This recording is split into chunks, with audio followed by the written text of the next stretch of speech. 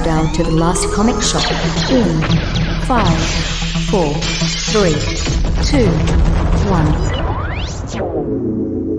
Hey, welcome back to another week at the last comic shop, where we search through those never-ending rows of long boxes to bring you weekly comic book reviews and recommendations for fans both new and old.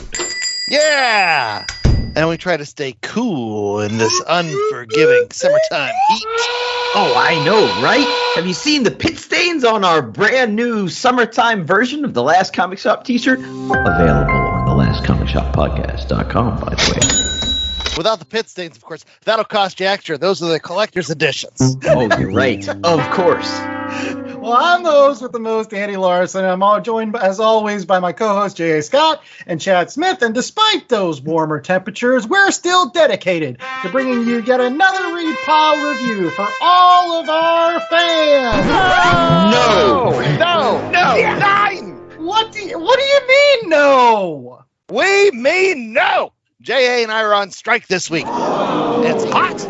We have not had a vacation in many days. And, whoever decided to put leather chairs in the shop needs to be dragged out into the street, because this is not working for me. I thought leather chairs were stylish. Style is fun, but have you ever sat in a leather chair when it's a zillion degrees outside? Yeah, every time Chad moves, it sounds like someone's trying to tie a balloon animal at the county fair.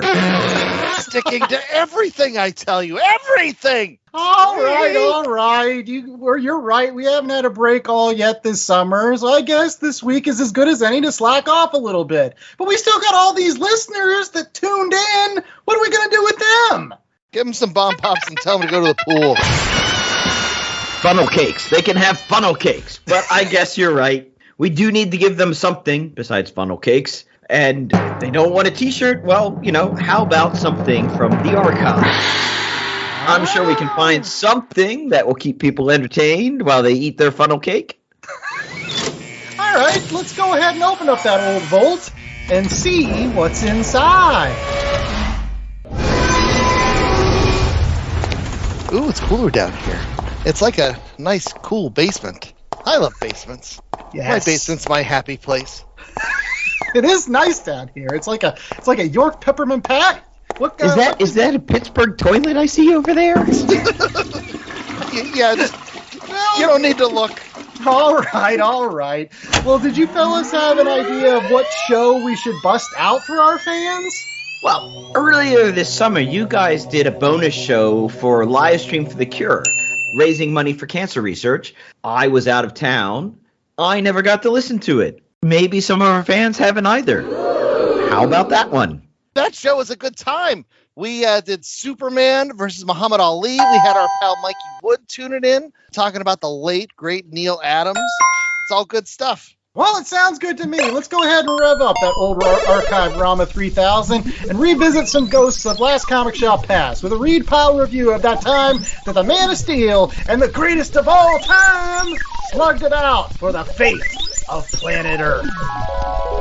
The crew from the Last Comic Shop podcast. Gentlemen, welcome. How are we this morning? Hey, how's everybody doing this morning? Yeah, look at this. We got the host with the most, Andy Larson. We got Mikey Wood. We got Chad Smith. Where did Chad go? Now he's invisible.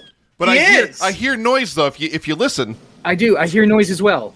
That is great that he developed that power during the break. So now we can hear you, but he's invisible. So. Well, hopefully Chad joins back in. He was there. We were having a great conversation. Today we're talking about Superman. How much do you know about Superman? Comic-wise, next to nothing. But I love Superman. He's my favorite superhero. So okay. You know what? I'm the same way. Superman's my favorite, but generally Superman comics are awful. Honestly, they really are. Superman's a phenomenal character that's very difficult to write. He's like Captain America, same way. At the core, great idea, but can get real chintzy and cheeseball and real all sorts of stuff. I don't think Captain America doesn't work if you take him out of World War II. It just doesn't work anymore. It doesn't work anymore in my opinion. Don't listen to Mikey. Don't listen to Mikey. You know what? Who's your favorite Superman actor? Mine's Calville, hands down. Okay, you're a Cavill fan. Hands down. I mean, that's awesome. Mikey Woods. That's his crush. Well, that's his it man depends. crush. Yeah. But no, I'm a Christopher Reeves guy. I like Christopher Reeves. Like he was my Superman growing up, and if I have a second pick, it's I like Tim Daly from the Superman animated series, the Bruce Timm. Yeah. Because they had the best voice actors for all of that stuff, and that's like a great show. That was a great follow-up to Batman the Animated Series. But It was. thank you so much for having the Last Comic Shop here on live stream for The Cure. Hopefully it's been a good event thus far, and that we're going to help raise a little bit of more money for everybody. Very worthwhile cause.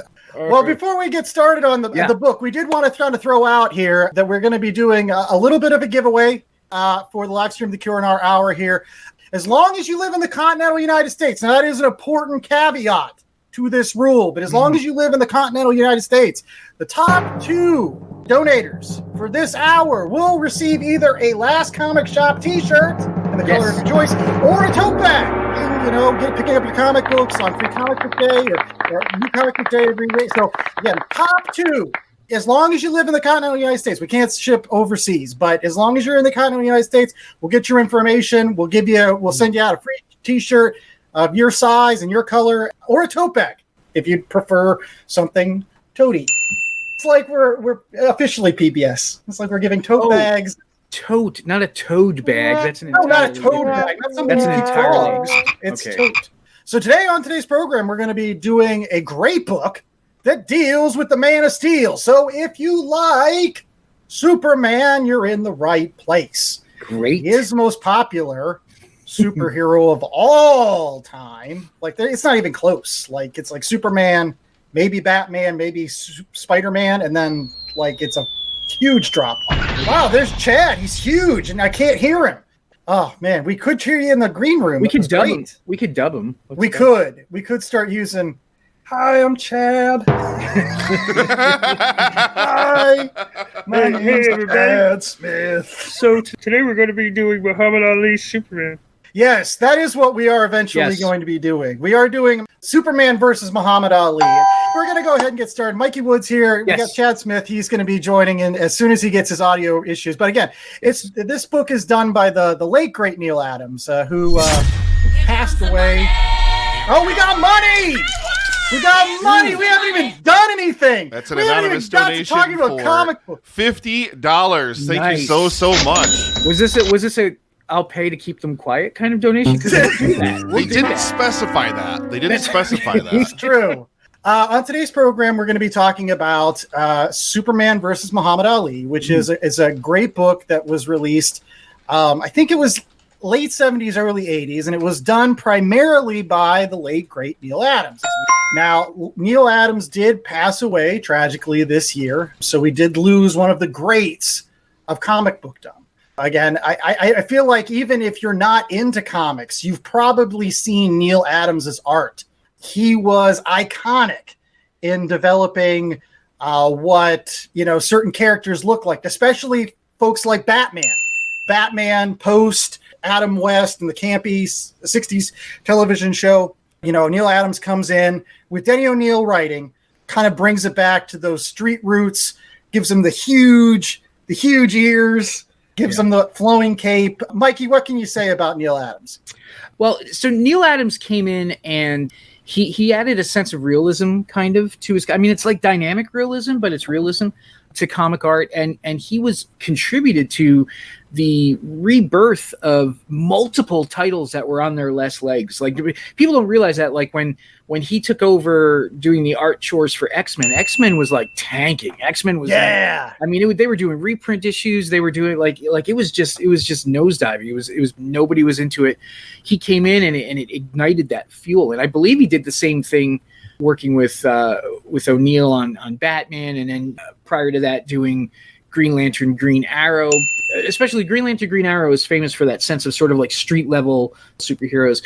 Became a little more socially conscious, a little bit less silly. Right. Because comics were, in the 60s, primarily a kid's medium. But now at this point, Marvel had hit, and Marvel was doing well for including those sort of elements not realistic, but Right. characters had lives and things like that. Appealing to more of like the college crowd, and again, understanding that the people that were reading comic books in the late 50s, early 60s, they were growing up and they still wanted to read comic books. And so you kind of had that start of like what we have today, which is a lot of comic book fans. They're fans because they were kids and they've wanted to see those characters evolve. Back in like the golden age, you didn't read comic books after the age of 16. And so in 1978, they decided to put out this crossover. And it was on the heels of some other crossovers. One that we talked about last year during live stream for The Cure. We talked about Superman versus the Amazing Spider-Man. Crossovers were kind of a thing. I won't lie that comics were a little bit in trouble in the 70s. So they were kind of trying to do some things that, I hate to say it, a little bit gimmicky, little things to kind of appeal to people outside of the comic book window. They didn't have a lot of movies, and Superman was a big property. So why not team him with the greatest of all time? And what's funny about this is that it was delayed. The book was delayed for like a year, supposed to come out in 77. And Muhammad Ali lost the heavyweight champion bout to, Leon Spinks in 78. So when the book came out, he wasn't the heavyweight champion anymore because it was delayed. But then he did. I think he did get it back eventually. I'm not a boxing guy, but as far as that's concerned, if you ask somebody to name a boxer, they're going to say Muhammad Ali. That's the one that everybody knows. I mean, right? He was a force of nature. There were Muhammad Ali toys, and there was a movie, and there was all these, and this was while it was all happening. So he really was like the greatest. The boxer in the world. So why not combine the greatest boxer in the world with the greatest superhero in the world for questionable results? You love it. I don't love it. I'm a huge fan of it, and I'll get to that in some of my additional thoughts. But it's there he is! Oh my gosh! Still any luck? Yes. We love you. We got it. Yes. We can hear you, buddy. Huzzah! Look at that. Fabulous. Yeah. Look at that. Woo! Well, that's it for us in live stream for the Cure. Yeah, this is Chad. Cheers, everybody. Should I kick him from the call now, or? Exactly. It's already happened a couple times. But no, so did you guys get into Neil Adams, giant in the industry?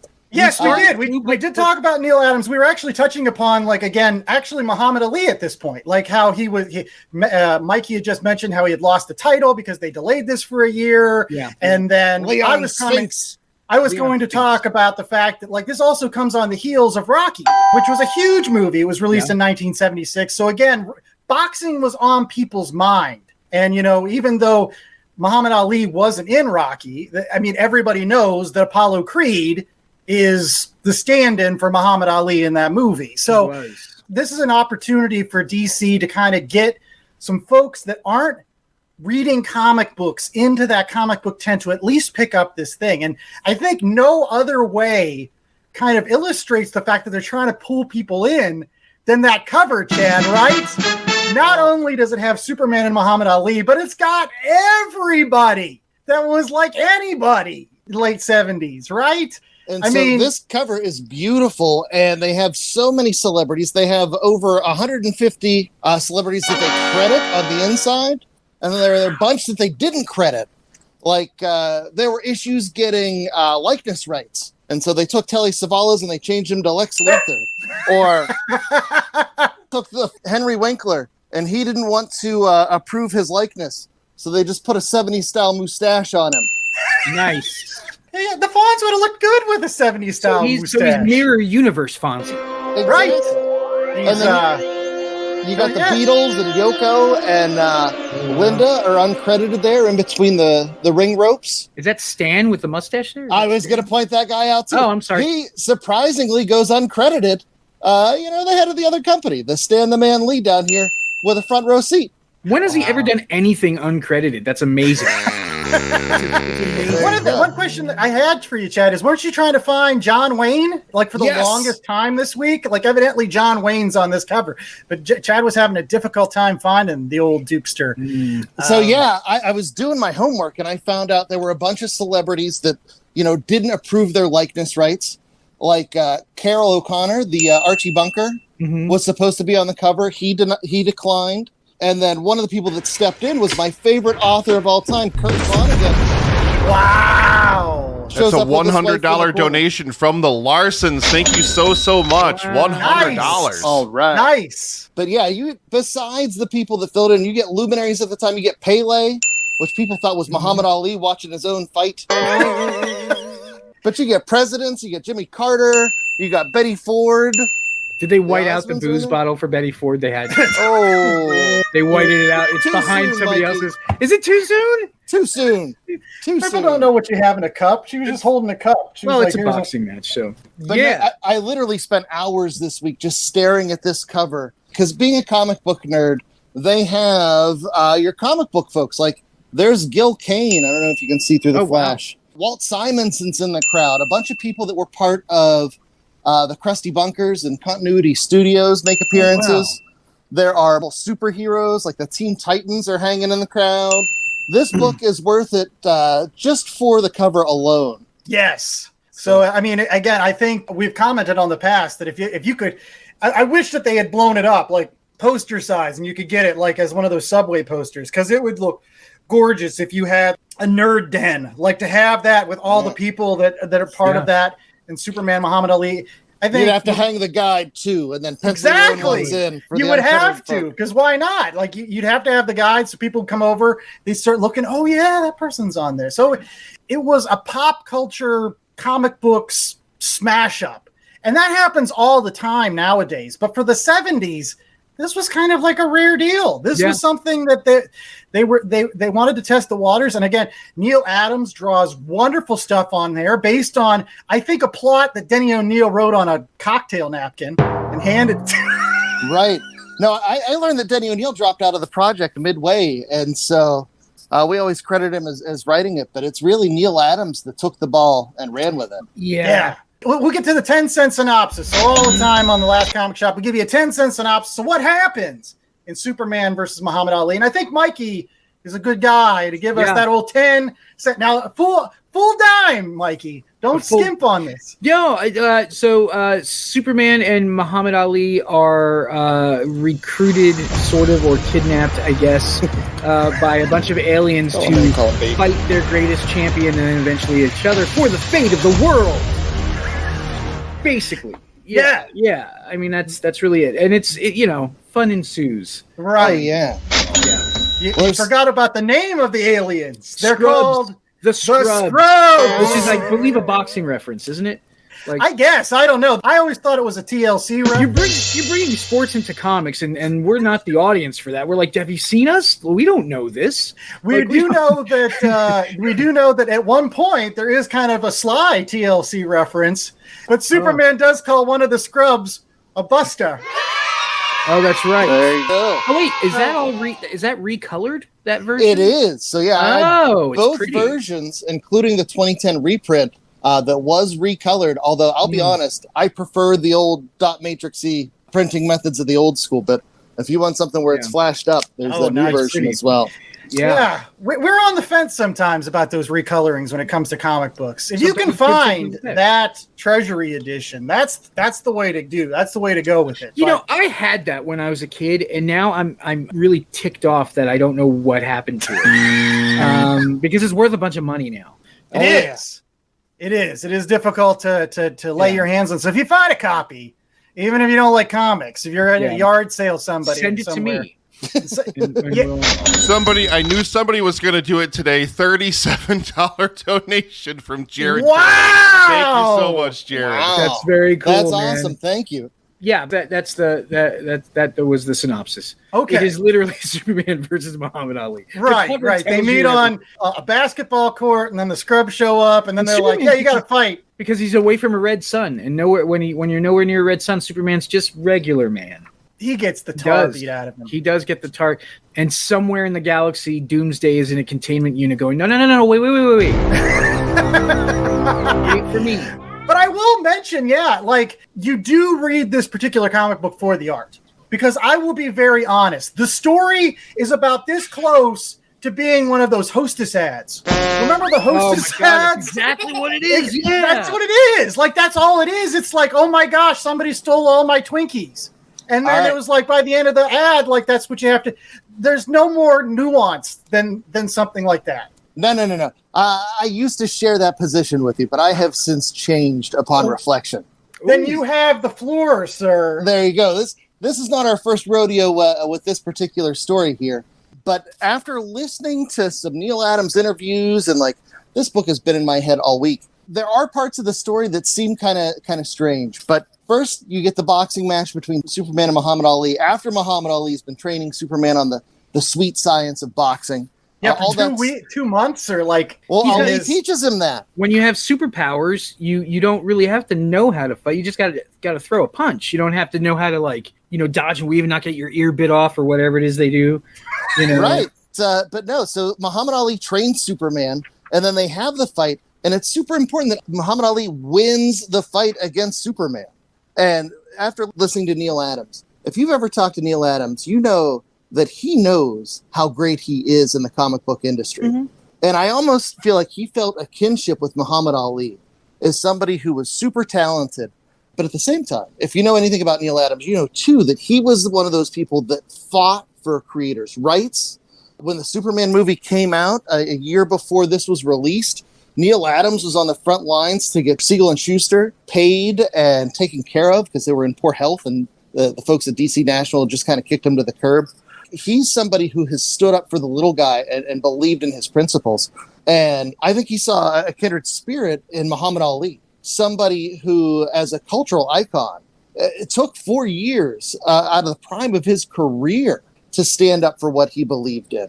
And so I think, this was a passion project for Neil Adams, someone who stands up for principles. And so at the end of the day, it's not really a Superman story as much as it is a Muhammad Ali story.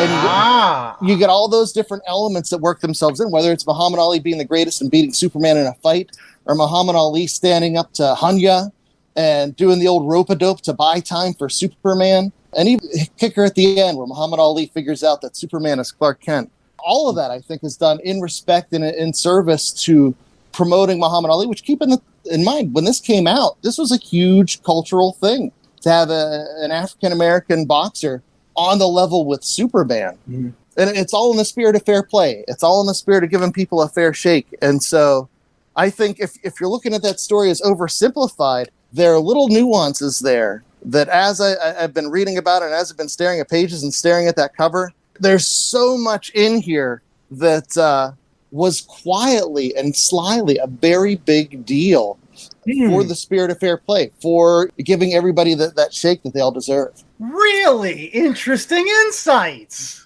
It was dumb. You convinced me completely? No, not at all. This is a Hostess Twinkie ad. What do you? But I can see it. Actually, now that you mention that, I can certainly see that. I didn't. What I am going to say is that does make it an interesting Superman story, because I think sometimes it is very difficult to write Superman stories that actually matter and count. Most of the time, when you do, sometimes it has to be either about Superman being depowered, or you have to write it about other aspects of Superman. Yeah. So, for this particular story, to your point, Chad, to make it more about Muhammad Ali than actually Superman makes it a more interesting tale. Muhammad Ali is human. He's relatable. Yeah. We can understand him. We can understand him wanting to stand up for the earth, and Superman being like, yeah, I'll do it. I'm way more powerful than you, Muhammad Ali. And Muhammad is like, yeah, but you're not even from here. Come on.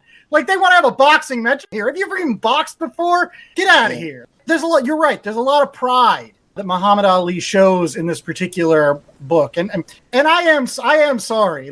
It's great that he realizes Superman's secret identity at the end, but shouldn't everybody really? You got the super slouch, but what else? But he has to give an explanation. He's like, yeah, it's because you asked Jimmy about something, not because you looked exactly like the dude, but because you asked Jimmy about tape and a machine or something. Well, the problem I have with it is the same problem I have with all. I just don't dig Bronze Age comics. They're cheeseball to me.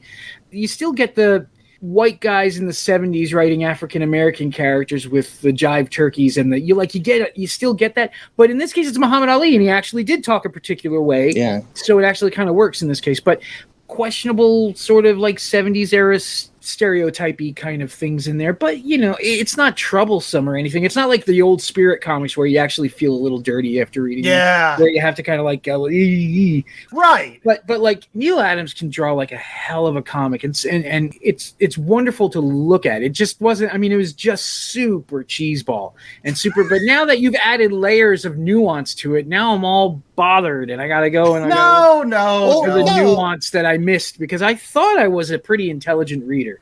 That's not it at all, but this thing is very much so a product of its time. Mm-hmm. Yes. With the extra added factor of Neil Adams being so timeless as an artist. And that's why even today we can look at it and like the art stands out as absolutely beautiful, because he was just one of the best ever. But it's because it's so much of its time.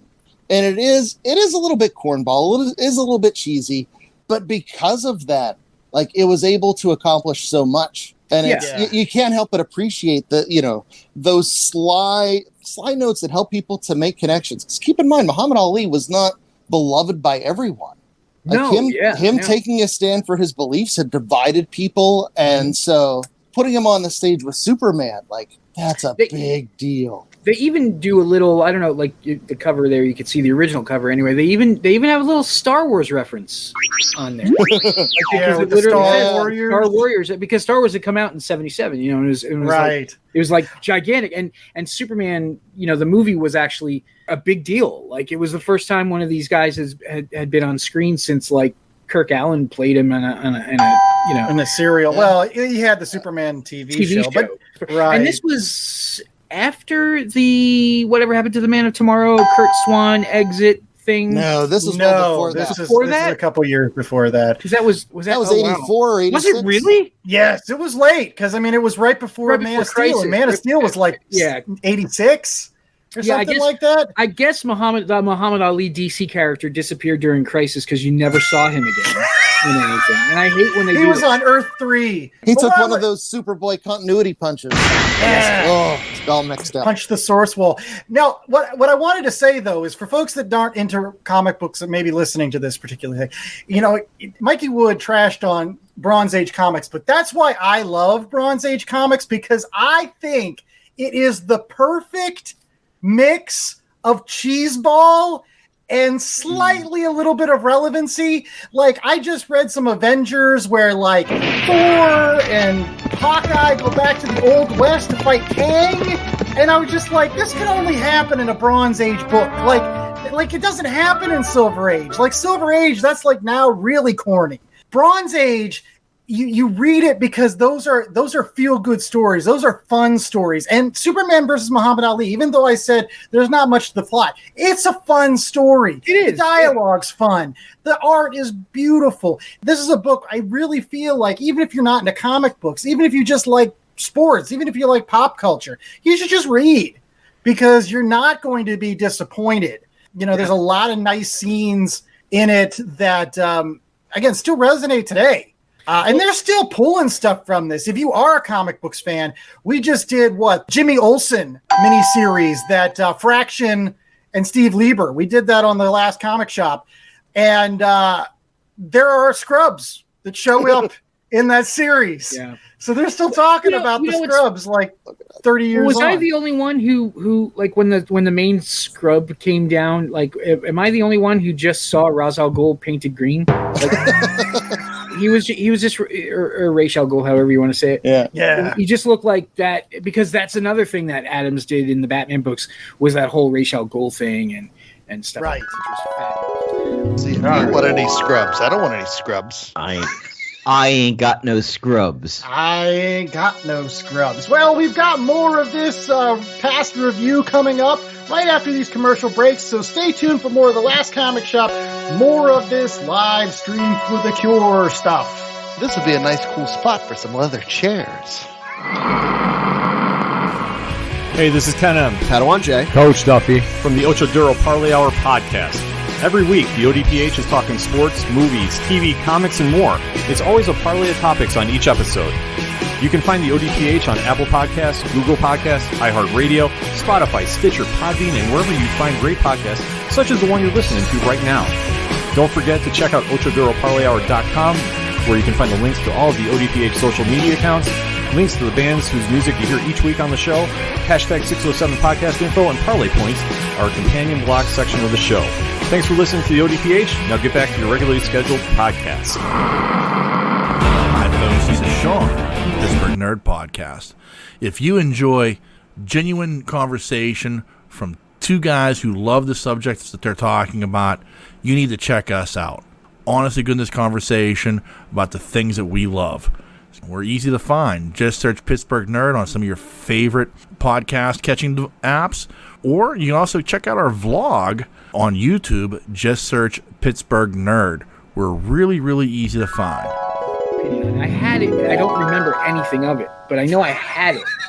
Or maybe it was my uncle's or something, but I don't know. But like, I remember it being around when I was a kid. I remember the book being there because they used to sell. They sold these treasuries at like grocery stores and things like that. Like they were right. These are perfect. Getting people to read something like this. Go ahead, Chad. And just to jump in, remember at the time, the comics industry wasn't geared towards 40-year-old men. Yeah. You know, this was aimed at kids. And so you needed a story that kids could understand. But at the same time, having a story that was so vivid and so action-packed that, you know, you could slide in those subtle social messages. Right. This was a book that they were hoping that a kid would see in a grocery store, pick it up, and then their old man would be like, oh, you got that super, I know those guys. Yeah. And then they would read it while they were on the John or whatever. And be like, oh, that wasn't bad. I'm glad I spent $3 on that for my kid. But Neil Adams considered this to be not only his best work, but one of the greatest comic books of all time. And so it's high praise coming from one of the masters of the craft. Yeah. Right. Even though it was his own work. But that was Neil Adams, though. I mean, he was the first one to. He did a sales pitch on me for Batman Odyssey. That was like, it was like he was standing in front of the UN trying to say it. And I was like, okay, but he was like, that guy was something, man. And he was sincere. He believed his own hype. But much like Muhammad Ali, he would gladly tell you he was the greatest, and he could back it up. And I remember I had a chance to talk to him at C2E2, and it was at the very tail end of the show. And so I thought, okay, I have this comic book legend, but he's probably tired of talking about Superman Muhammad Ali, tired of talking about Ra's al Ghul. I'm going to talk to him about Chicago and restaurants and stuff. Yeah. And we recorded this interview, and I thought a little bit of silliness would be a welcome respite from what he's been doing. He did not suffer fools. Our interview was practically unusable. Yeah, he was just not having it. He was not having any part of it. He was like, what was the best place? Well, we had some pork chops. This is But if you ask him about the stuff he was super passionate about, you know, he was always willing to talk and spend a lot of time. Let's move on here. One thing that we wanted to do in the last comic shop is we wanted to get a little bit of audience participation before our ratings and our recommendations, but we're going to throw it out to our audience.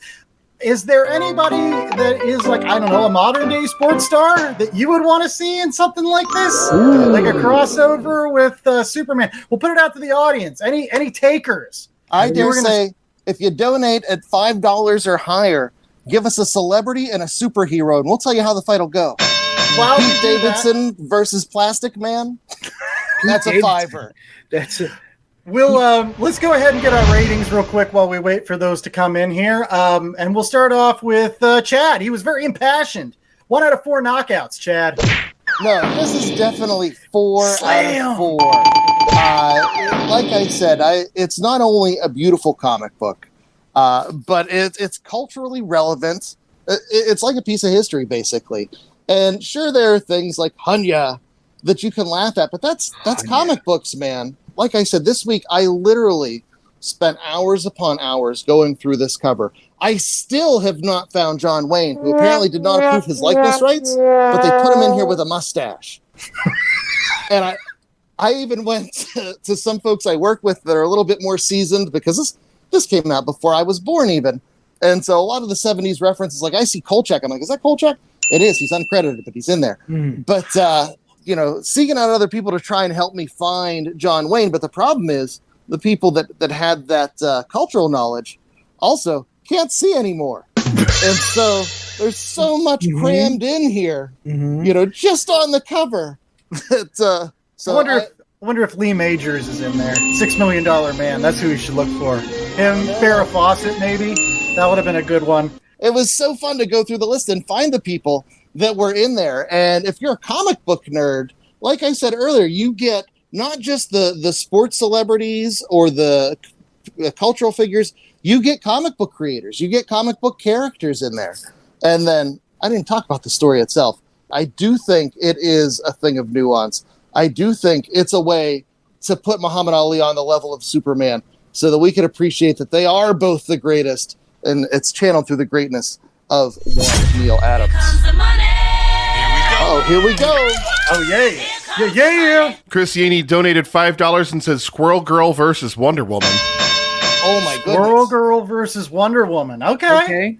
All right, Chad, you know a little bit more about the Squirrel Girls and the Wonder Womans. So. Oh, yeah. So, but I need some help here. What could the potential conflict be between Squirrel Girl and Wonder Woman? Like Squirrel Girl, random college student going out doing good with her pal Tippy Toe. You've got Wonder Woman, the Amazonians. I don't know, guys. Help me out here. Wonder Woman is incredibly annoyed by her, and they go from there. It has to be something involving mind control. It always has to be mind, some kind of. And are we going classic Wonder Woman or 70s Kung Fu Wonder Woman? Oh, wow. Because I always like that version. 70s Kung Fu Wonder Woman. Wow. Okay, so Squirrel Girl signs up for a karate class taught by Wonder Woman. And everyone knows Squirrel Girl is the unbeatable Squirrel Girl. And so, as a result, she has a little bit of chip as well as a tippy toe on her shoulder. And that is not sitting well with our feminist icon who is running this class. Okay? And so Wonder Woman challenges her to a fight in the ring in order to graduate and get her black belt, which, is a big deal. Cool. It is. Cool. All right. And then what happens? Somebody else help. Round one. Fight. Go. Then there's a judo throw. Because judo was the only martial art anybody knew through the 60s and the 70s. Judo. I think it was because they taught it to people in the army. So everybody knew what judo was, but they didn't know about anything else. They did not know about karate, tang sudo, or anything else. Like, you got judo chop. Judo throw. Wonder Woman comes off the ropes with her own lasso of truth. Lasso's Squirrel Girl. They have a conversation and decide that fighting isn't worth it. Everybody wins. There you go. And Here comes the money. and then and then Mikey can pick it up, I guess. And then here comes the money with Jared Taylor. $5 donation. Conor McGregor versus Wolverine. Oh my God. So Conor McGregor stands in the middle of the ring running his mouth, and Wolverine cuts him in half. Really? The end. That would be great because somebody needs to cut him in half. That guy's horrible. And He's there's a lots of horrible bubs. person, man. Yes, there is. There's there's one bub. He gets a one bub at the end as he lights up his cigar, and he looks down at him because it's just a massacre. Well, as we wait for others to roll in, let's go ahead and get Mikey's rating for Superman vs. Muhammad Ali. How many knockouts are you giving it, buddy? I don't know, man. See, he's making me think about it now. I'd give it like a 2.5 or something like that. Like, it's not horrible, but it just wasn't my. And I think what you're into, whether it be movies or whatever, kind of weighs on like when you started reading this kind of stuff. Like, there's a ton of people in the world who were like crazy about Spawn and things like that because they started reading comics in like 91, 92, and that was like the thing. And there's people now on Twitter who talk about how wonderful the Star Wars prequels were because they were like 5 years old when they came out. So that's their Star Wars. So for me, comics really didn't hit me until like 85, 86. And by that time, this kind of stuff just doesn't appeal to me. But it is gorgeous.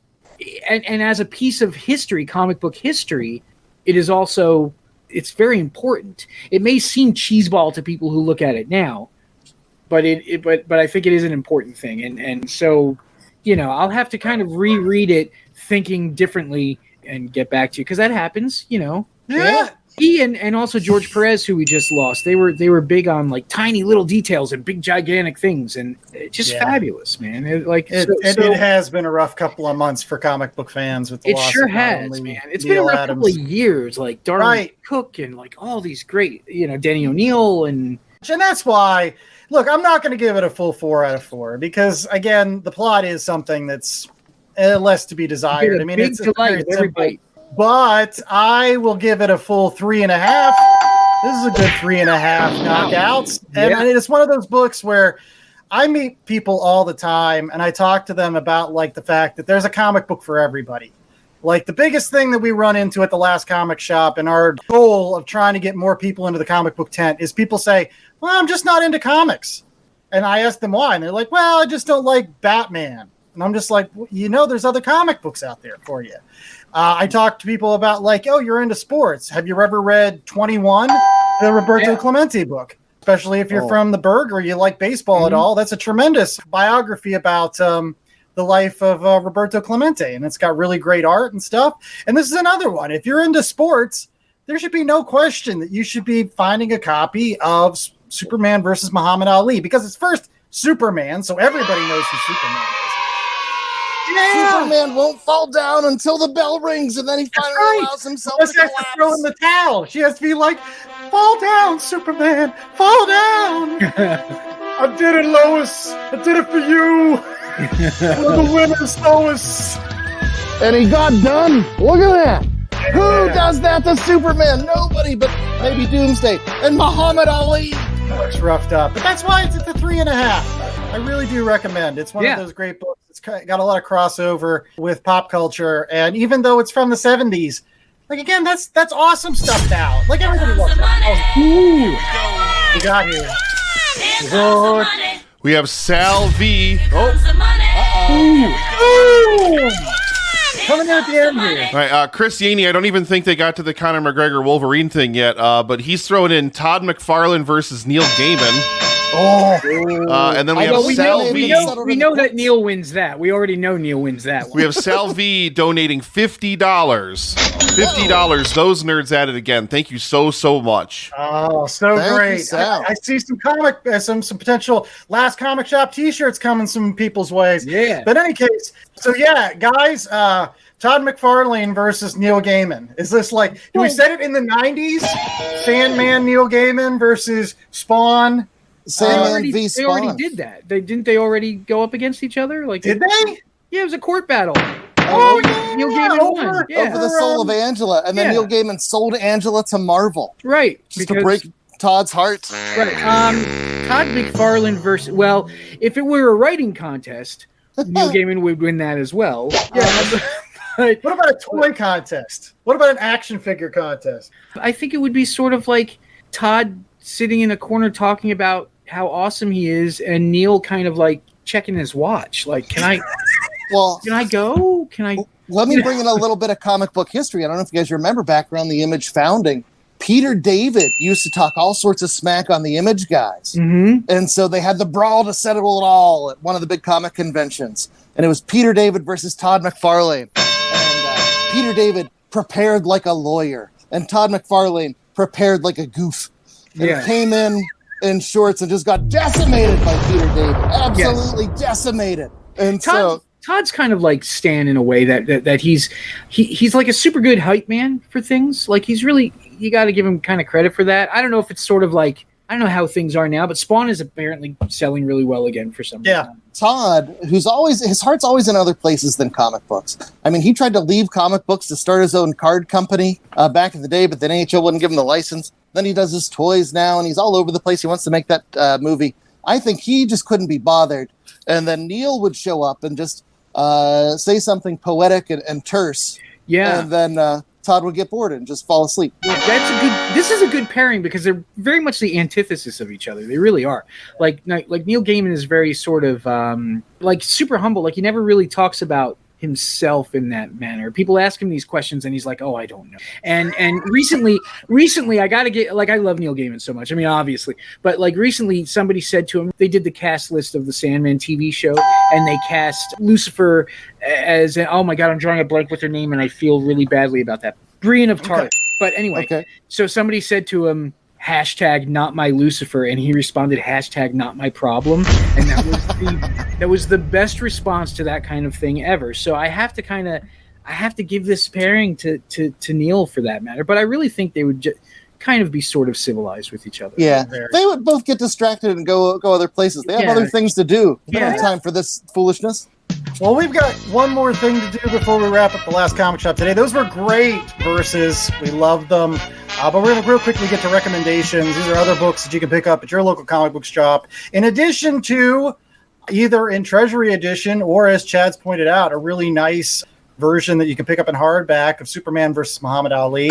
I'll go ahead and start with a book that we did cover on the last comic shop. You can go to our website and you can check out this past episode. It is Superman Smashes the Klan by Gene Luen Yang and Guahiru. I'm hoping I pronounced that right. But it is a fantastic book. Similar to Superman versus Muhammad Ali, basically allows Superman to play with the history. Because this all came about as a result of somebody back in the 1940s infiltrating the Ku Klux Klan and finding out all their secrets. And instead of going to like the FBI or the police, they went to the Superman radio show. And basically they had a whole episode of the Superman radio show about the Klan of the Fiery Cross. And so, and it basically demystified the Klan. And people were making fun of them and everything. It was a cultural, a cultural thing, and it was wonderful. So Gene Luen Yang writes a great adaptation kind of that radio program with some wonderful art. It's an all ages book for anybody, whether you're 6 to 60, and it does have a very compelling Superman in it. It is still a Superman story, in the fact that Superman at this point can't fly, and he doesn't fly on purpose because he's worried that people will think he's an alien and an outsider. So it's a coming of age story for Superman as well. So yeah, great book. What do you got for us, Chad? Okay, so my recommendation is one I believe in so much I actually gave it to you, Andy, for the holidays this year. Yeah. But, I'm a big Treasury wonk. I love these things, and so Neil Adams, being one of the best, has in that Treasury size, although DC called them collector's editions, the Batman, the Ra's al Ghul story. It's one of the most beautiful comics ever. And you get Neil Adams, with an ad, by the way, in the back for Superman versus Muhammad Ali. But you get Batman returned from his campy TV show days. Neil Adams turns him into a world-traveling adventurer. He puts him on skis. He makes him take his shirt off and fight the bad guy and bed the lady. And turns him into an ultimate action star. He's riding camels, sword fighting. That's the pinnacle of action superstarness. Like, if you're an action hero, you got to ride a camel. It's so beautiful, and it's blown up so big. It is limited collector's edition C51, which Superman v. Muhammad Ali was C56. But it's the Dark Knight Detective against Ra's al Ghul. And it is the best. All right, Mikey, bring us home with your recommendation. Well, I wanted to do sort of like a crossover thingy, but I couldn't figure it out. But I am going to do the Superman Batman World's Finest miniseries, which was written by Dave Gibbons, which is interesting. Dave Gibbons, the artist of Watchmen, and with art by Steve Rude and Carl Kessel. And it's fabulous, and it's the Joker and Lex Luthor trade towns, and Batman and Superman have to deal with that. It's another one of those things where it's like, even if you're not interested in the story, which is a lot of fun, the artwork is just fabulous. It was like a 3-issue miniseries, I think, originally, and then it's collected. So yeah, we should read that. The Cyberverse. I was going to say, regardless of any technical difficulties, we genuinely appreciate everybody that has come out to help support the show, help support the cause here for live stream for the Cure. So we apologize for all the things on our end that ended up disconnected, myself especially. But thank you so much to everybody that came out, and we're doing good work today. Thank you so much. All right. Gentlemen, thank you man. so much for being part of the live stream for the Cure again. This was a blast, and I mean, yeah, of course Superman would lose to Muhammad Ali. That I'm the greatest. All the sense in the world. Feels like a comic book that was written just to inflate Muhammad Ali's ego, probably. Well, that's even possible. The man was like... True. It's all that red sun. You got to watch out for the red is. sun. You do. I don't know what vitamin you get from that one, but it can't be good. That was great. I agree with everything Chad said, and or Mikey. Oh, Lori. Well, we hope that you agree with The Last Comic Shop enough to come back next week for a brand new episode. It's not going to be 2 of these in a row. You're going to get a brand new episode, not something from the archives. We promise. But you can do that by going out to www.lastcomicshoppodcast.com, where you can rate, review, and subscribe to a myriad of podcasting platforms, all wonderfully available for you as you sit by the pool, lounging, enjoying that summer life. So we hope that you do that. Especially check out some of our YouTube videos. We've got a link on that website for YouTube, and we're always filled with like kind of cool things that we're going to Comic Cons and we're talking to independent comic creators, and yeah, check us out. There you go. We're on the socials at Last Comic Shop on Twitter and Instagram. If you need redirected to those, you can go to www.lastcomicshoppodcast.com, where they can find what else, J.A.? Well, links to our merch store where you can get a summertime Last Comic Shop t-shirt without the pit stains. They come extra. They sting like a bee. Wait, no. You don't want to get downwind from J.A. when he's been out in the sun. But no, pick up that t-shirt. It's great. I have it in a variety of colors, like yellow. That white one that's been yellowed. We've been talking about this too much. All right, let's just wrap it up. Recommendations or read all the comic books. We'll see you next time. Right, absolutely. Until next week, I was the host with the most, Andy Larson. I was joined by Chad Smith and J.A. Scott, and of course, Mikey Wood, who joined us for the live stream for The Cure. And we hope that until next week, you stay safe, stay cool, and remember, a scrub is a guy that can get no love. He's also known as a busta. The immortal words of Lisa Left Eye Lopez. Pour one out for her when you're sitting by that pool. Don't go chasing waterfalls. You'll just get wet. Well said, sir. Rest in peace.